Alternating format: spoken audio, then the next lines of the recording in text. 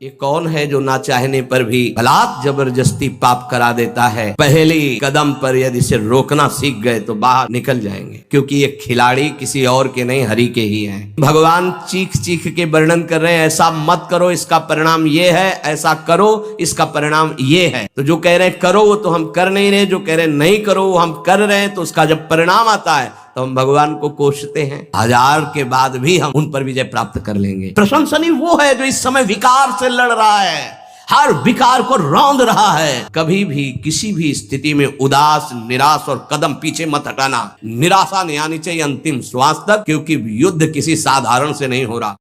ये रजोगुण से प्रकट होता है, राग से, और ये महापापी है, अर्थात महापाप कराने वाला है। महाशनो, ये कभी तृप्त नहीं होने वाला, चाहे जितना भोग लो।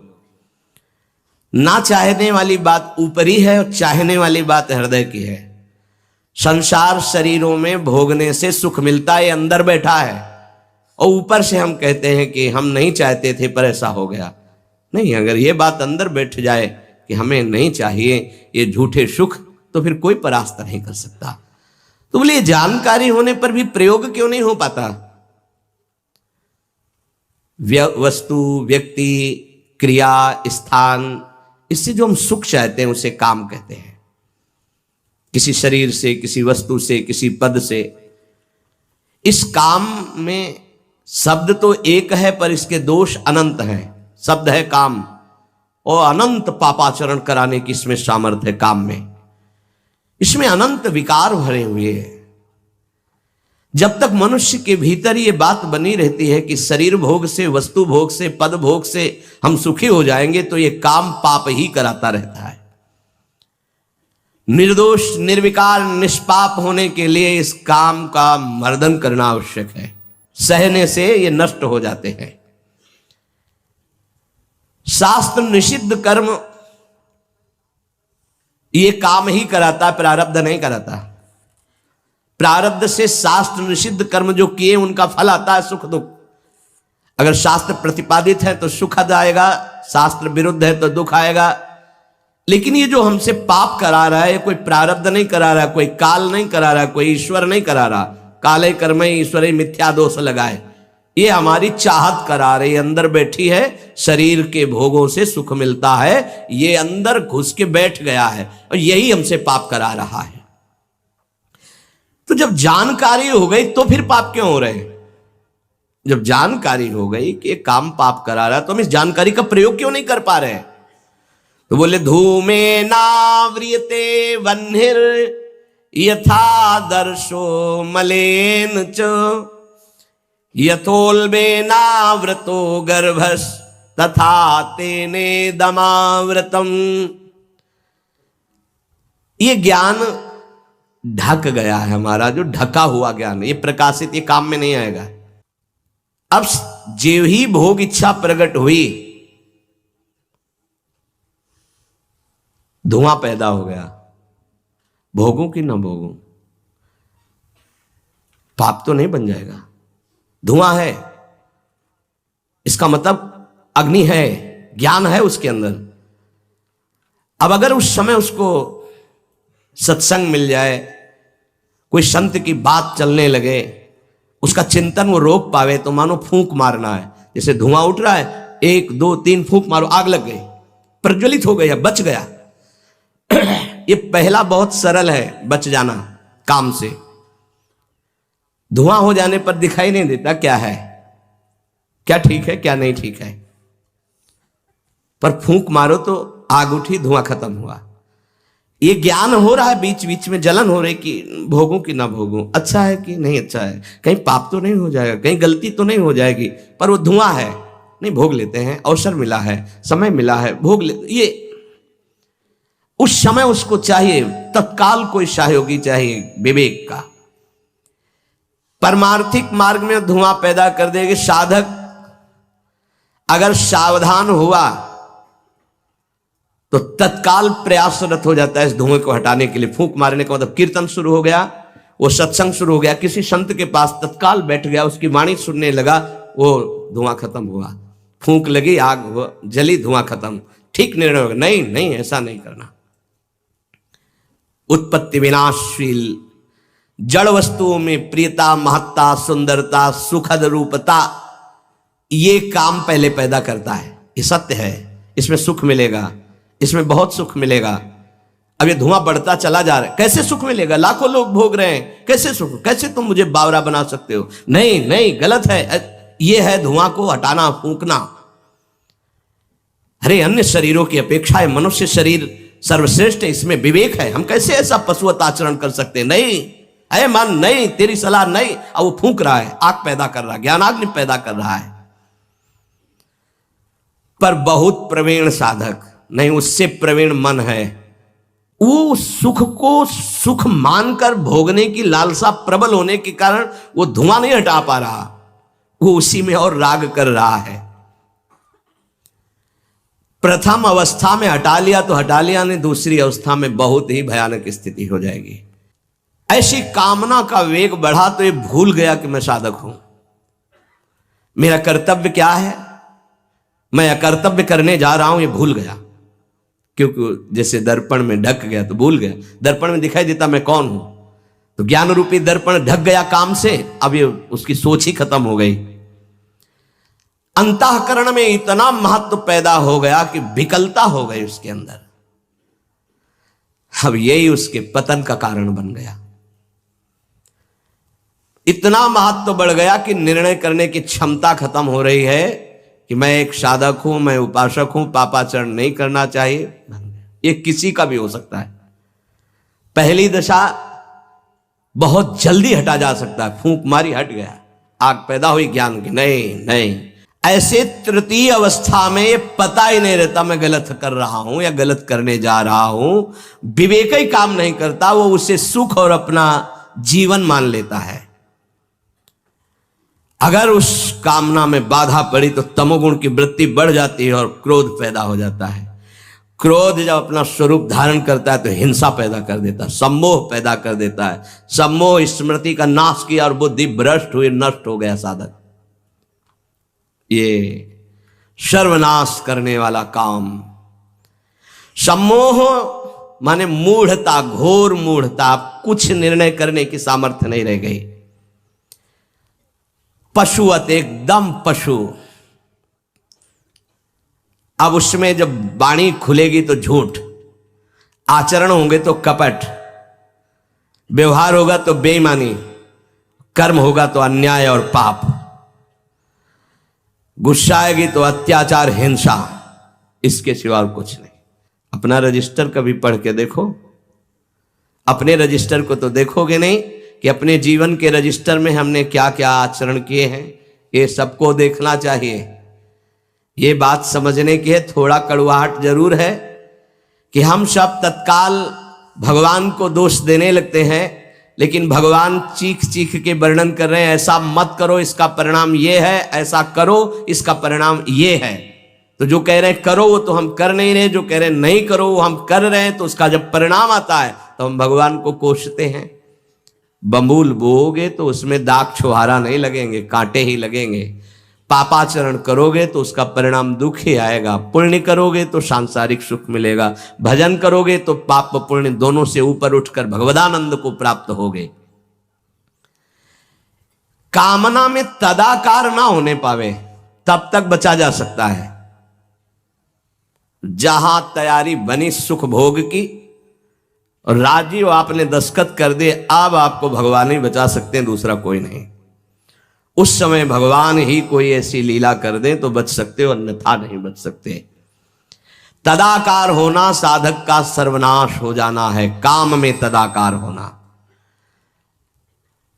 1 2 4 बार अगर आप ऐसी अवहेलना करेंगे तो आपका साथ देगा आपका हृदय और जलेगा, धिक्कार करेगा, बार बार कहेगा गलत है, कान पकड़ेगा, अब की बात नहीं। आगे बढ़ गए, ज्यादा मलिन हृदय हो गया तो आनंदित हर्षित होने लगेगा, आज ये भोगा कल वो भोगूंगा, और वो पापाचरण में हर्षित होकर आगे बढ़ जाता है। ये बहुत बुरी स्थिति होती है। जब तक साधक का हृदय धिक्कार देता है तब तक तो निकलने के चांस रहते हैं कि गलती को गलती मानता है और बार बार कहता है अब नहीं करूंगा। वो विवश होकर गलती हो रही पर वो कह रहा नहीं करो, ये निकल जाएगा, आज नहीं तो कल निकल जाएगा। लेकिन जो राजी हो गया है, जिसने इस महान पाप को, अवगुण को गुण मान लिया है, निकलने की संभावना नहीं। कामना का त्याग करने से ही शांति और सुख मिलेगा। त्यागात् शांतिरंतरम। कामना आते ही फूंक मार दो तो धुआं नहीं बढ़ पाएगा और दूसरी दशा नहीं आ पाएगी, दूसरी स्थिति काम पैदा नहीं कर पाएगा। वो दर्पण में मैल, तीसरी में तो सवाल ही नहीं उठता कि बच जाओ।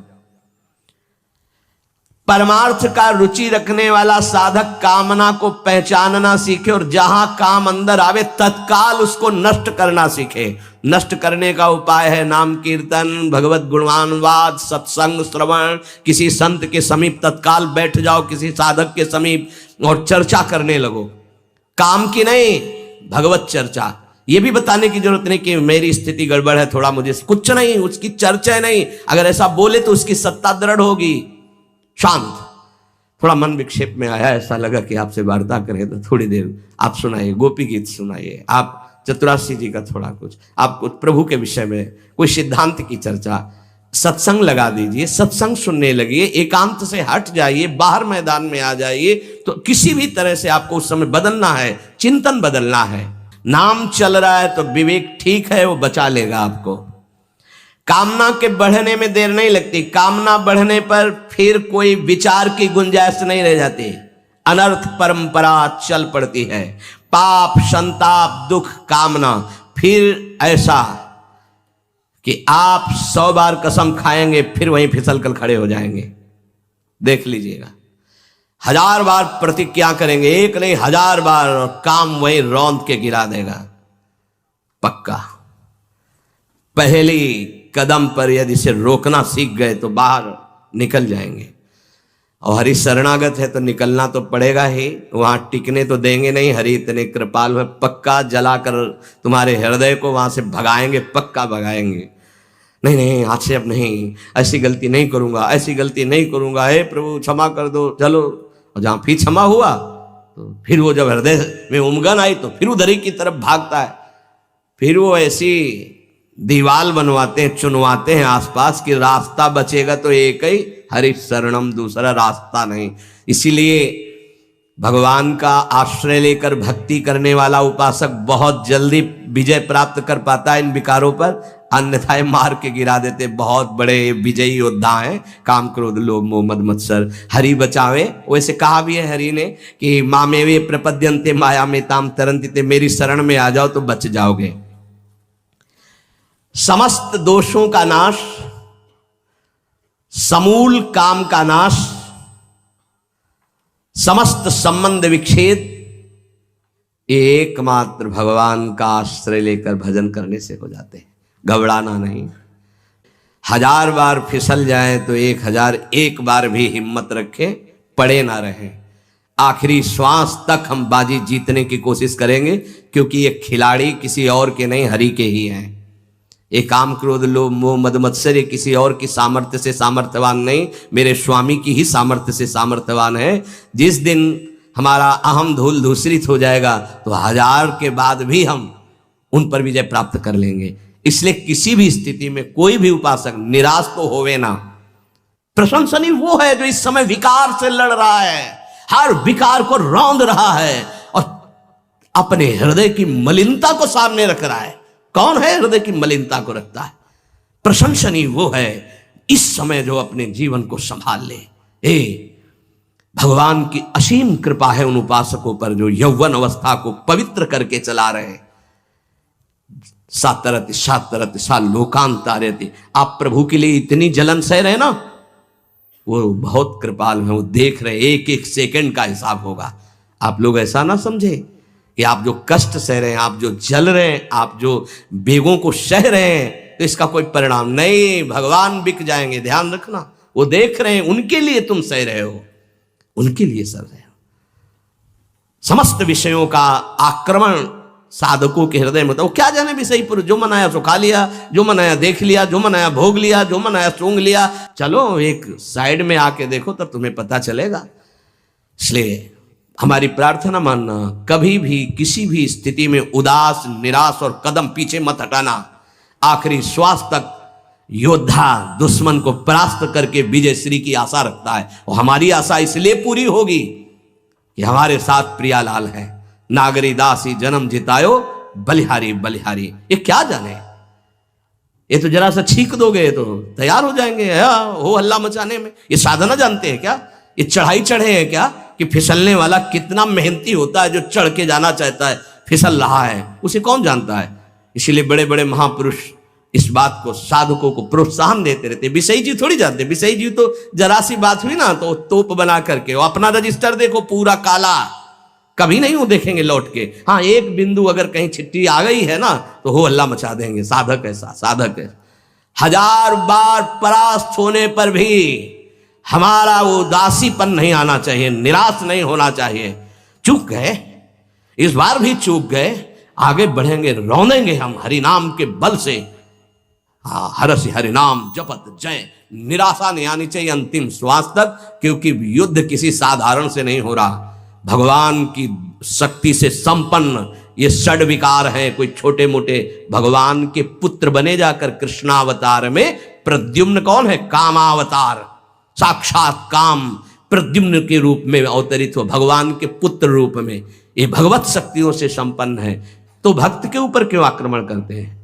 उसके अहंकार का नाश करने के लिए, शरणागति पुष्ट करने के लिए। यह अनुभव की बात कह रहा हूं।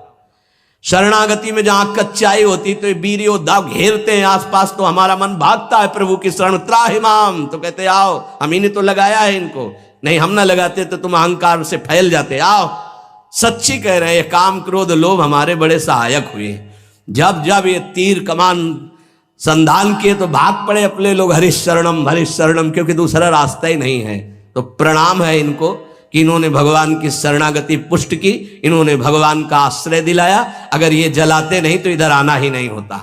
और ये भगवत शक्ति से संपन्न बच सकता है तो भगवत शक्ति संपन्न ही बच सकता है, दूसरे की सामर्थ्य नहीं। हजारों बार यदि हारेंगे तो हमारे अंदर कहीं अहंकार है, इसलिए नहीं। अहंकार रहित पर इनका कहीं किसी भी तरह का प्रभाव नहीं होता। तो अहंकार रहित करने के लिए भगवान इशारा कर देते। देखो प्रश्न करके, तो क्या भगवान भ्रष्ट कराते हैं? वो कहते नामे भक्ता प्रणश्यति, किसी भी स्थिति में मेरे भक्त का नाश नहीं होता। भगवदाश्रय, नाम जप, और बहुत सावधानी पूर्वक एक एक मिनट व्यतीत किया जाए। श्री राधा वल्लभ लाल की।